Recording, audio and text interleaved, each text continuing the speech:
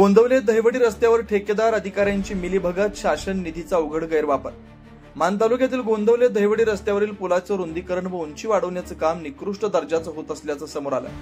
सार्वजनिक बांधकाम विभागानं याकडे जाणीवपूर्वक डोळेझाक केल्याची जोरदार चर्चा।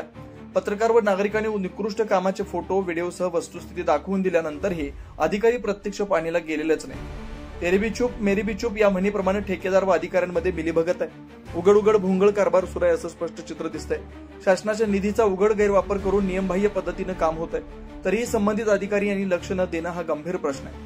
स्थानिक ग्रामस्थांच्या म्हणण्यानुसार ठेकेदारांना अंदाजपत्रकाप्रमाणे रस्ता उकरून मुरुम टाकण्याऐवजी थेट जुन्या रस्त्यावर मुरुम टाकून रोलिंग केलं। गोंदवले बाजूनं व रस्त्याच्या मध्यभागी अजिबात उकरलं नाही, फक्त दहिवडीच्या बाजूला फोटोसाठी थोडंसं उकरून दिखावा करण्यात आला। ही जनतेची सरळ सरळ दिशाभूल करणार आहे। यामागे आर्थिक देवाणघेवाण सुरू असल्याची दबक्या आवाजात चर्चा। ठेकेदार व अधिकारी यांच्या संगनमतामुळे हा प्रकार घडतोय। कारवाई होत नसल्याने ठेकेदार अक्षरशः निर्ढावलेत। ग्रामस्थांनी या सर्व प्रकारामुळे तीव्र नाराजी व्यक्त केली।